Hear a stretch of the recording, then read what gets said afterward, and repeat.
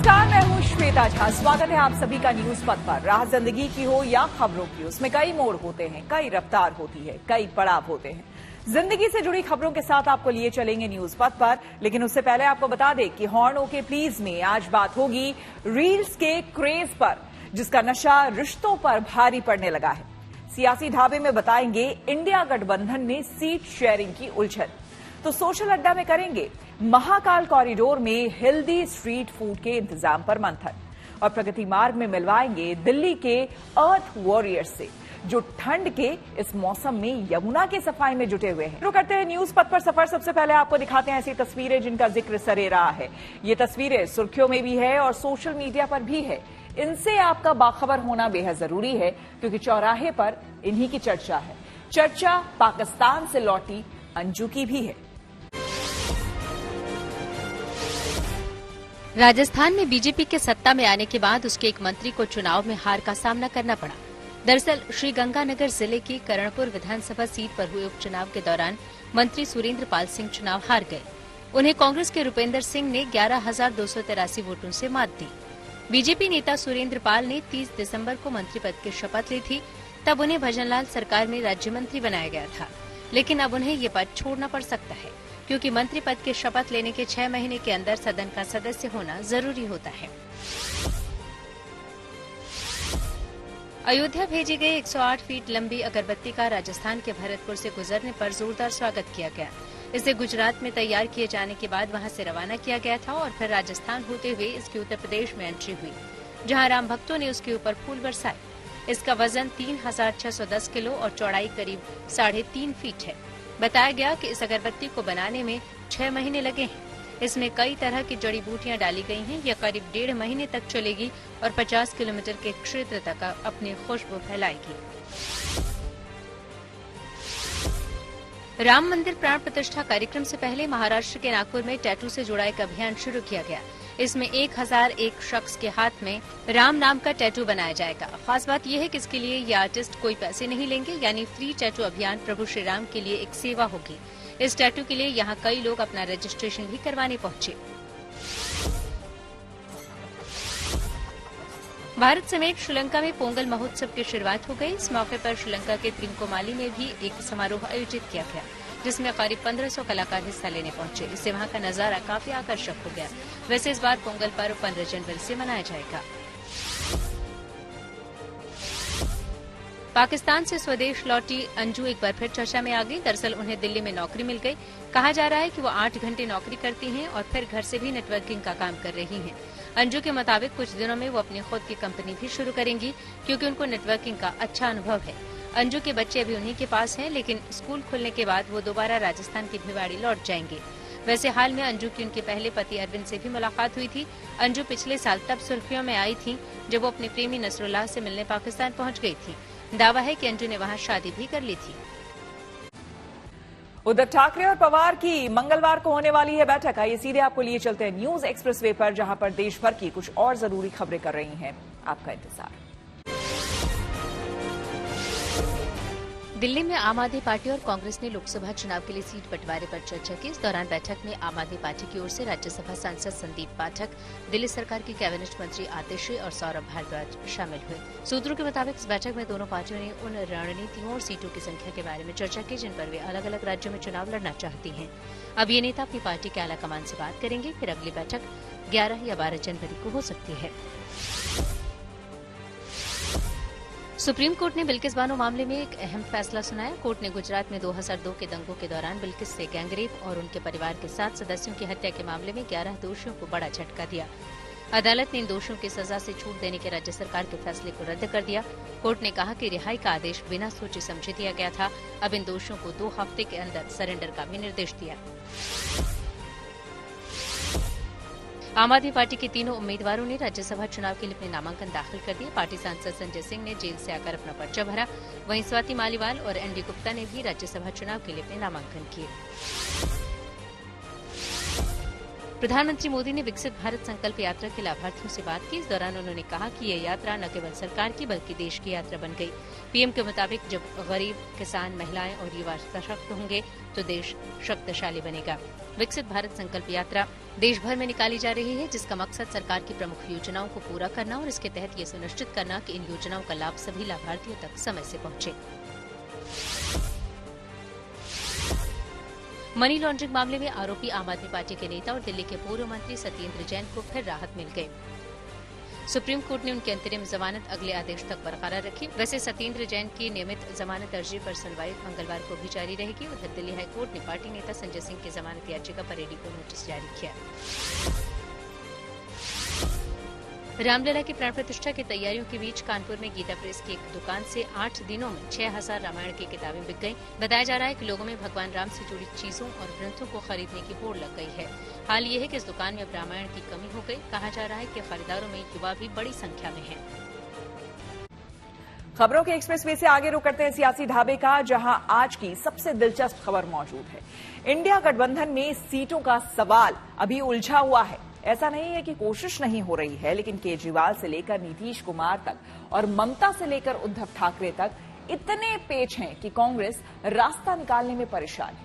कांग्रेस खुद की सीटें कम नहीं करना चाहती, सहयोगी दल अपनी सीटों में कटौती नहीं चाहते। अब ऐसे में बात कैसे बनेगी, कब बनेगी, कहना बड़ा मुश्किल है।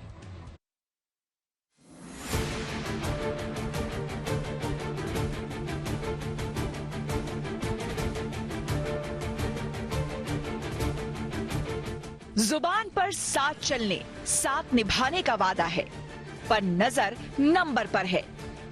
ज्यादा से ज्यादा सीट हासिल करने का इरादा है। यही पेच है जो इंडिया गठबंधन की डगर मुश्किल बना रहा है। फिर भी मिलजुल कर बीजेपी को हराने का दावा किया जा रहा है। भारतीय राष्ट्रीय कांग्रेस और आम आदमी पार्टी ये इंडिया का एक बहुत एक मजबूत हिस्सा है, महत्वपूर्ण हिस्सा है, और हम मिलकर चुनाव लड़ेंगे और हम भारतीय जनता पार्टी को शिकस्त देंगे। आम आदमी पार्टी और कांग्रेस के दरमियान सीटों की उलझन ज्यादा है।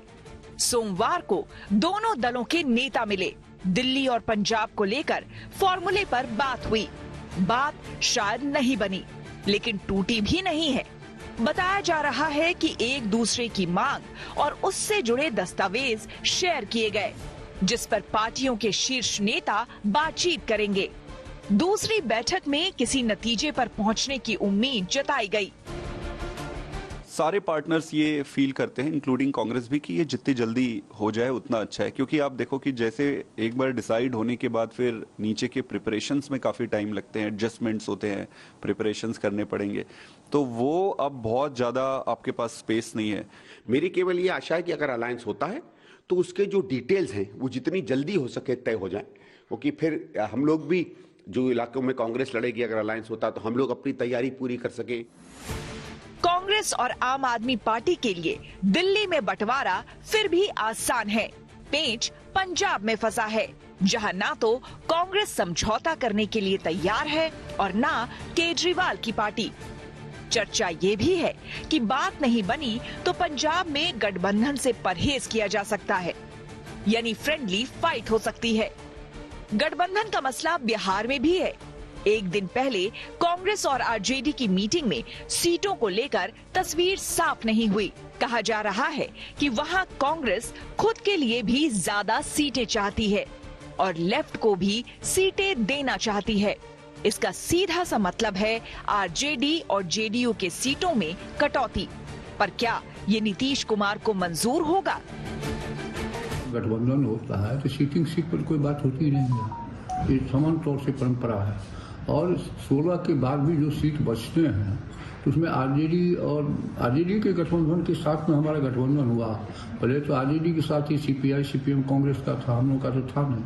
तो अब वो आपस में आरजेडी के लोग बात कर रहे हैं, उस पर बात में होगा। कहीं टेक एंड गिव का इधर उधर ट्रांसफर पोस्टिंग का होता है कि ये सीट हमको दे दीजिए, उसके बदले में ये ले लीजिए, वो आपस में बैठ के होगा। भाजपा ने उम्मीदवार भी तय करने शुरू कर दिए हैं।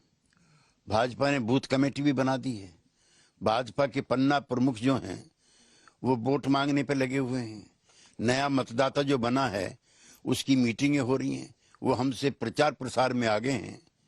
तो ये अफसोस और चिंता का विषय जेडीयू को क्यों, सभी पार्टियों के लिए होना चाहिए। नीतीश कुमार ने अभी अपने पत्ते नहीं खोले हैं।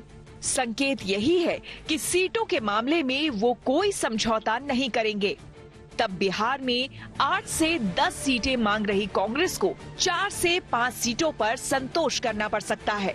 खबर है कि लालू नीतीश और कांग्रेस के बीच सीट बंटवारे में सीपीआई के डी राजा तालमेल बना रहे हैं। लोग एक रिस्पेक्टफुल शेयरिंग चाहते हैं और ये हमारा अंदर का मामला है और मुझे पूर्ण उम्मीद है कि जदयू, आरजेडी, सीपीआई, सीपीएम और कांग्रेस मिलकर बढ़िया समझौता करेंगे और सबके सम्मानजनक सीटें मिलेंगी। इसकी उम्मीद हम कांग्रेस वाले जदयू से भी करते हैं, आरजेडी से भी करते हैं। सीट शेयरिंग पर माथापच्ची की अभी शुरुआत हुई है। अभी पश्चिम बंगाल में सिर्फ फुटअव्वल के आसार है। ममता कांग्रेस को 2 से ज्यादा सीटें देना नहीं चाहती। इसी तरह यूपी में अखिलेश कांग्रेस की ख्वाहिश पूरी करने के लिए तैयार नहीं। सूत्रों की माने तो कांग्रेस वहां 30 से ज्यादा सीटें चाहती हैं। अखिलेश 10 से 15 सीटें ही देने को तैयार हैं। ऐसे में कांग्रेस क्या करे? उद्धव की शिवसेना ने भी 23 सीटों पर दावा करके महाराष्ट्र में मुश्किल बढ़ा दी है। खबर है कि 14-15 जनवरी को पवार, सोनिया गांधी, खड़गे और उद्धव की बैठक होगी, जिसमें सीटों पर फैसला लिया जा सकता है। Bureau report, good news today. News वक्त पर आगे है धन बाजार, जहां शेयर बाजार से लेकर कारोबार तक की सभी अहम खबरें होती हैं और इसका सीधा रिश्ता आपकी आमदनी, आपकी जेब से होता है। तो तेज रफ्तार खबरों के बीच ये जरूरी खबरें छूट न जाए, इसलिए सीधे आपको लिए चलते हैं धन बाजार। हफ्ते के पहले कारोबारी दिन शेयर बाजार में गिरावट रही। सेंसेक्स 671 अंक टूटकर 71,355 पर बंद हुआ। वहीं निफ्टी भी 198 अंक फिसला। इसके साथ ही 21,513 पर आ गया। दिल्ली सराफा बाजार में सोने चांदी की कीमत में गिरावट आई। सोना 250 रुपए सस्ता हुआ। अब दिल्ली में 10 ग्राम सोने की कीमत गिरकर 63,200 रुपए हो गई। वहीं चांदी की कीमत में भी गिरावट आई। ये 400 रुपए सस्ती हुई। अब दिल्ली में 1 किलो चांदी की कीमत गिरकर 76,300 रुपए पर पहुंची। जर्मनी की कार कंपनी मर्सिडीज बेंज इस साल भारत में 12 से ज्यादा नई कारें लॉन्च करेगी। कंपनी इसके लिए 200 करोड़ से ज्यादा का निवेश करने जा रही है। कंपनी के मुताबिक भारत में मर्सिडीज कारों की ज्यादा बिक्री और मांग की वजह से कंपनी ने यह फैसला लिया है। कार कंपनी हुंडई ने अपनी नई कार क्रेटा के लॉन्च से पहले उसका डिजाइन स्केच जारी किया है। कंपनी ने सोशल मीडिया पर इसकी तस्वीरें शेयर की है। हुंडई क्रेटा 16 जनवरी को लॉन्च होगी। इसकी बुकिंग शुरू हो चुकी है। मर्सिडीज बेंज की नई कार GLS फेसलिफ्ट लॉन्च हो गई। इसकी शुरुआती कीमत 1 करोड़ 32 लाख रुपए है। कंपनी ने इसे पेट्रोल और डीजल दोनों वेरिएंट में लॉन्च किया है। और अब रुक करते हैं प्रगति मार्ग का, जहां ऐसी खबरें हैं जो कि देश की तरक्की, प्रगति और लोगों की काबिलियत दिखाती है। दिल्ली में यमुना नदी की साफ सफाई को लेकर तमाम दावे होते हैं, लेकिन अभी भी बहुत कुछ किया जाना बाकी है। ऐसे में कुछ युवाओं ने एक पहल की है। दरअसल उन्होंने इसकी सफाई के लिए अर्थ वॉरियर्स नाम से एक ग्रुप बनाया है, जिनमें शामिल लोग हर रविवार को दिल्ली के अलग अलग इलाकों में यमुना घाटों की सफाई करते हैं। इनका यह अभियान 2017 से चल रहा है।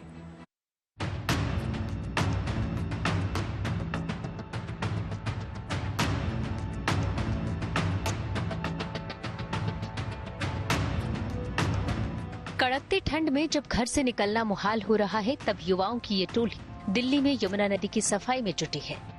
बात सिर्फ ठंड के मौसम की नहीं है।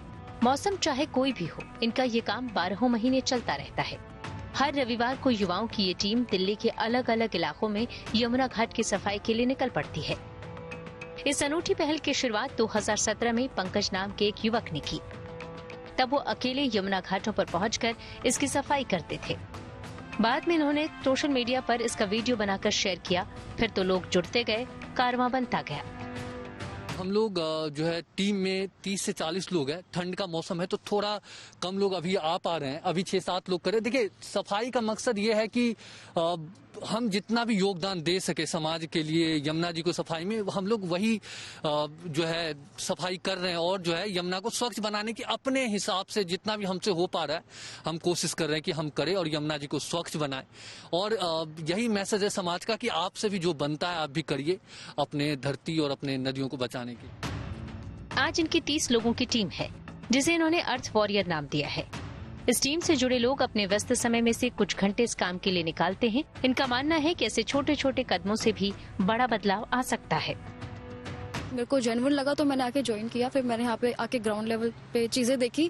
फिर मुझे जाके समझ आया कि हालात काफी खराब है। जितना हो सके हम सबको उतना यहाँ पे इन्वॉल्व होना पड़ेगा और वीक बाय वीक जितना हमसे हो सकता है हम उतना पे पार्टिसिपेट कर लेते हैं। बहुत ज्यादा बदलाव आ सकता है अगर मैक्सिमम से मैक्सिमम ज्यादा, खासकर दिल्ली वाले लोग जो हम कुछ खास स्पेशल ध्यान नहीं देते एनवायरनमेंट पे, कुछ ज्यादा ही बिजी हैं शहरीकरण में भी, तो इसीलिए मुझे लगता है कि हमें इन्वॉल्व होना चाहिए। कुछ % अपना टाइम निकाल के हफ्ते में एक बार तो हम इन्वॉल्व हो ही सकते हैं। यमुना की सफाई को लेकर सरकार ने कई योजनाएं चलाई, कई अभियान चलाए, लेकिन यमुना की स्थिति बहुत नहीं बदली। दिल्ली का लाइफलाइन कही जाने वाली यमुना को निर्मल बनाने की सरकार की हर कोशिश नाकाफी साबित हो रही है। इन युवाओं का मानना है कि घाटों की सफाई के मामले में भी सरकार बस खानापूर्ति कर रही है, कोई ठोस कदम नहीं उठा रही। ना तो हम जो है पब्लिक को जो है इंफॉर्मेशन दे पा रहे हैं, ना ही हम इमोशनली कनेक्ट कर पा रहे हैं। अगर मान लीजिए यहाँ पे अगर कचरे का डब्बा होता, मान लीजिए 100 में से अगर 20 लोग भी वो कचरे के डब्बे में डालते या बोर्ड लगा होता, उस बोर्ड को पढ़ के कहीं और डालते, बेहतर होता। हर रविवार दिल्ली की यमुना घाटों पर युवाओं की ये मशक्कत एक उम्मीद जगाती है। इनकी कोशिश है कि ज्यादा से ज्यादा लोग इस अभियान से जुड़ें और यमुना को साफ, स्वच्छ और निर्मल बनाने में अपना योगदान दें। इन लोगों की कोशिश रहती है कि हर रविवार को आके सुबह इन घाटों की सफाई की जाए। यमुना के अलग अलग, दिल्ली के अलग अलग इलाकों में जाके यमुना घाटों की ये सफाई करते हैं और एक संदेश देने की कोशिश करते हैं कि दिल्ली सबकी है। भले ही सरकार यमुना को साफ करने में पूरी तरीके से सफल नहीं हो पा रही है, लेकिन सबको कोशिश करनी चाहिए, सबको आगे आना चाहिए यमुना की सफाई के लिए। कैमरा पर्सन संदीप चंदोक के साथ अनामिका गौर, गुड न्यूज टुडे। न्यूज पथ के सफर में अब सोशल अड्डा का रुख करते हैं, जहां आज बात होगी उज्जैन की। उज्जैन में महाकाल लोक कॉरिडोर बनने के बाद श्रद्धालुओं की संख्या में लगातार बढ़ोतरी हो रही है। बताया जा रहा है कि नए साल के पहले दिन 8 लाख से ज्यादा श्रद्धालुओं ने बाबा महाकाल के दर्शन किए। महाकाल लोक कॉरिडोर में अब भक्तों को एक और नई सौगात मिली है। जी हां, उज्जैन में देश के पहले हेल्दी और हाइजीनिक फूड स्ट्रीट प्रसादम की शुरुआत हुई है, जिसका उद्घाटन मध्य प्रदेश के मुख्यमंत्री मोहन यादव ने किया। जानकारी के मुताबिक इस फूड स्ट्रीट का निर्माण लगभग 1 करोड़ 75 लाख रुपए की लागत से हुआ है, जो कि फरवरी की शुरुआत से पूरी तरह से काम करने लगेगा। महाकाल लोक के नीलकंठ द्वार के पास बनी पार्किंग की छत पर बने इस फूड स्ट्रीट में कुल 17 दुकानें बनाई गई हैं। प्रसादम में बाबा महाकाल के दर्शन करने आने वाले श्रद्धालु उज्जैन के लोकल व्यंजनों का लुत्फ भी उठा सकेंगे। इसमें मोटे अनाज से बने व्यंजन, नूडल्स, बिस्किट सहित कम तेल का भोजन शामिल किया गया है। साथ ही मालवा के प्रसिद्ध दाल बाफले सहित अन्य खान पान की चीजें भी यहां पर मिलेगी। इस फूड स्ट्रीट में समोसा, कचौड़ी के साथ पिज्जा, बर्गर और मैगी जैसे जंक फूड की बिक्री को बैन किया गया है। खाने पीने की चीजें बनाने में सिर्फ RO वाटर का इस्तेमाल होगा और प्लास्टिक के इस्तेमाल पर भी पूरी तरह से प्रतिबंध रहेगा। बताया जा रहा है कि उज्जैन के बाद देश भर में लगभग 100 जगहों पर ऐसे ही प्रसादम फूड स्ट्रीट खोले जाएंगे। उज्जैन में महाकाल के भक्तों के लिए शुरू हो रहे प्रसादम फूड स्ट्रीट को लेकर हमने कुछ लोगों से बात की और उनकी राय जानी। माननीय मुख्यमंत्री मोहन यादव जी के द्वारा कि प्रसादम का उद्घाटन किया गया है। यहाँ पे आपको पूरी स्वास्थ्यवर्धक चीजें कुछ दिनों में प्रदान होंगी। यह भारत का पहला प्रसादम केंद्र है, जो कि आप ये FSSAI देख रहे हैं। FSSAI ये शुद्धता का प्रतीक है। भारत में जितनी भी मतलब चीजें रहती हैं शुद्ध, ये इनका खाद्य पदार्थ उनके द्वारा प्रदान की जाती है, तो यह उसका साइन भी है। मैं इसे बहुत सकारात्मक रूप से देखता हूँ। जैसे कि कल आपको पता है इसका उद्घाटन माननीय मुख्यमंत्री जी ने किया है और केंद्रीय मंत्री भी उपस्थित थे यहाँ पर। इससे जो तीर्थ दर्शन के लिए आते हैं यहाँ पे महाकाल के दर्शन के लिए, वो आकर जब देखेंगे कि हमारे स्वास्थ्य के लिए जो पॉजिटिव चीज़ें हैं, जो अच्छी चीज़ें हैं, जो खाने को मिलेंगी, वो यहाँ पे बहुत अच्छे तरीके से उपलब्ध हैं। तो उसका एक सेंटर के तौर पे भी इसको देख सकते हैं। और मध्य प्रदेश में ये पहला खुला है, ओवरऑल और भी खुलने हैं, बट ये फर्स्ट खुला हुआ है। हमारा जो ये वर्ष है ये मिलेट ईयर के रूप में बनाया जा रहा है। इसमें सर मेन ये होता है कि जो हम लोग कच्चा अनाज यूज़ करते हैं, जैसे मान लीजिए गेहूँ है और दूसरी चीज़ें, उनमें जो बैड एलिमेंट्स अपन उन्हें कह सकते हैं, उनकी मात्रा ज़्यादा रहती है, जिससे वजह से आजकल डायबिटीज़ और दूसरी चीज़ों की प्रॉब्लम हो रही है। बट वहीं पर जो मिलेट्स हैं उनमें सर काफ़ी सारे बेनिफिट्स रहते हैं। लाइक वो हेल्थ के लिए भी हेल्पफुल होता है, लाइट वेट होता है और इजी टू डाइजेस्ट होता है। उसकी वजह से सर जो शरीर में आजकल बीमारियां आ रही हैं, रोगजनक बीमारियां जो बन रही हैं, वो सर मिलेट्स में काफ़ी ज़्यादा उससे हमें क्योर मिल सकती है, हमें उसकी प्रॉब्लम्स नहीं होंगी। फिर ये जो प्रसादम यहाँ पर खुला है, ये सर पूरे भारत का पहला स्वच्छ स्ट्रीट फूड बना है। यहाँ पर सर मिलेट से बने हुए सारे उत्पाद मिलेंगे और हाइजीन का भी काफ़ी ध्यान रखा जाएगा यहाँ पर। अभी हम यहाँ पे उत्तर प्रदेश से आए, नोएडा से, और हमने देखा वहाँ पे, खाया भी हमने, तो बहुत अच्छा लगा। मोटा अनाज भारत सरकार प्रमोट कर रही है तो बहुत ही अच्छा लगा। पहले हम ओमकारेश्वर गए थे, अब यहाँ पे महाकाल उज्जैन। हर कोई आना चाहता है तो यहाँ पे आके, और अगर उसे ये भी मिल रहा है, ये फैसिलिटी बहुत ही अच्छी मिली है यहाँ पे। वैसे ही हम लोग इतना जंक फूड खाते हैं, तो ये सब चाइनीज आइटम छोड़ के अगर हम ये सब खाएंगे तो अच्छा होगा हेल्थ के लिए भी। सरकार ने ये जो पहल करी है ये बहुत अच्छी करी है। श्रद्धालु जो आते हैं ये फास्ट फूड खाते हैं, इनसे इनकी हेल्थ पे इफेक्ट पड़ता है। अगर हम अपना ही अनाज खाएंगे, मोटे अनाज से हम हेल्दी रहेंगे, बच्चों को भी कोई प्रॉब्लम नहीं होगी। तो ये गवर्नमेंट ने बहुत अच्छा स्टार्ट किया है प्रसादम के नाम से। हम बहुत खुश हैं इससे, हमने एंजॉय किया है यहाँ पे आके उज्जैन में। हमने उसको खाया भी है, जो भी वहाँ पे आइटम्स बनी हुई थी, तो बहुत हेल्दी था, बच्चों के लिए भी बहुत अच्छा था। हमारी बेटी ने खाया है, बेटे ने खाया है, छोटा सा बेटा है मेरा, तो हमें बहुत अच्छा लगा। हम बहुत खुश हैं इस चीज से। बाराबंकी में सोशल मीडिया को लेकर गाइडलाइंस जारी की गई। टेक्नोलॉजी से जुड़ी ऐसी हर एक जरूरी खबर को जानने समझने के लिए आइए चले डिजिटल गली। आंध्र प्रदेश में भी कृषि के क्षेत्र में तकनीक के इस्तेमाल पर जोर दिया जा रहा है। वहां के अलूरी सीतारामा राजू जिले में ड्रोन के जरिए खेती को लेकर एक ट्रायल किया गया। इसमें बड़ी संख्या में किसान शामिल हुए। इस अभियान को कृषि मंत्रालय की ओर से शुरू किया गया है ताकि लोगों में तकनीक के प्रति भी जागरूकता आए। ऑनलाइन गेमिंग कंपनियों पर 28% जीएसटी लगाने का मामला सुप्रीम कोर्ट पहुंच गया। अदालत इस मामले में सुनवाई को तैयार हो गई। इससे पहले ऑनलाइन गेमिंग फेडरेशन ने 28% जीएसटी लगाने के आदेश की संवैधानिक वैधता पर सवाल उठाए और सुप्रीम कोर्ट में एक याचिका दायर की। अब सीजीआई की अगुवाई वाली बेंच ने केंद्र सरकार समेत सभी पक्षकारों को नोटिस जारी किए और 4 हफ्ते में जवाब दाखिल करने को कहा। यूपी के बाराबंकी में धारा 144 लागू करने के बाद डीएम ने सोशल मीडिया पोस्ट पर एक गाइडलाइंस जारी की। इसमें कहा गया कि अगर कोई सोशल मीडिया पर सांप्रदायिक अफवाह फैलाई गई या फिर आपत्तिजनक पोस्ट डाली गई तो इस मामले में सख्त कार्रवाई होगी। डीएम ने अपने आदेश में व्हाट्सएप ग्रुप एडमिन को भी कार्रवाई की चेतावनी दी। अयोध्या में प्राण प्रतिष्ठा कार्यक्रम और दूसरे धार्मिक त्योहारों को देखते हुए बाराबंकी जिले में धारा 144 लागू की गई है। सूर्य कुमार यादव की होने वाली है सर्जरी। जी हां, खेल जगत से जुड़ी और खबरों को जानने के लिए आइए आपको लिए चलें खेल चक्कर। टीम इंडिया के क्रिकेटर सूर्य कुमार यादव के स्पोर्ट्स हार्निया की सर्जरी होगी। वो टखने में चोट की वजह से अफगानिस्तान के खिलाफ T20 सीरीज से पहले ही बाहर हो चुके हैं, लेकिन अब वो रणजी ट्रॉफी और आईपीएल के शुरुआती मुकाबलों में भी नहीं खेलेंगे। कहा जा रहा है कि उनकी सर्जरी जर्मनी में होगी। अभी वो नेशनल क्रिकेट अकेडमी बेंगलुरु में है। 2-3 दिन के अंदर वो म्यूनिख जाएंगे, जहां उनका इलाज होगा। भारत को निशानेबाजी में 2 और ओलंपिक कोटे मिल गए। वरुण तोमर ने इंडोनेशिया में एशियन ओलंपिक क्वालिफायर के दौरान 10 मीटर एयर पिस्टल प्रतियोगिता में स्वर्ण पदक जीता, तो ईशा सिंह ने 10 मीटर एयर पिस्टल में शानदार प्रदर्शन किया और पाकिस्तान की किशमाला तलत को मात दे दी। इस तरह भारत के पास निशानेबाजी में कुल 15 पदक हो गए। दक्षिण अफ्रीका के बल्लेबाज हेनरी क्लासेन ने टेस्ट क्रिकेट को अलविदा कह दिया। हालांकि वो सफेद बॉल में क्रिकेट खेलते रहेंगे। क्लासेन ने 2019 से लेकर 2023 तक सिर्फ 4 टेस्ट खेले हैं। बांग्लादेश के क्रिकेटर शाकिब अल हसन का एक वीडियो सोशल मीडिया पर वायरल हो गया, जिसमें वो एक शख्स को थप्पड़ मारते नजर आए। शाकिब ने वहां हुए आम चुनाव में जीत हासिल की है। दावा है कि ये वीडियो इसी से जुड़ा है जब वो अपने प्रशंसकों से घिरे हुए थे। रणजी ट्रॉफी के एक मैच में मुंबई की टीम ने शानदार जीत हासिल की। उसने मुकाबले में बिहार को पारी और 51 रनों से हरा दिया, जबकि दिल्ली की टीम पुदुचेरी से 9 विकेट से हार गई। इसी के साथ न्यूज पथ में मेरे यानी कि श्वेता झा के साथ फिलहाल इतना ही। देश दुनिया की तमाम पॉजिटिव खबरों के लिए आप देखते रहिए गुड न्यूज टुडे।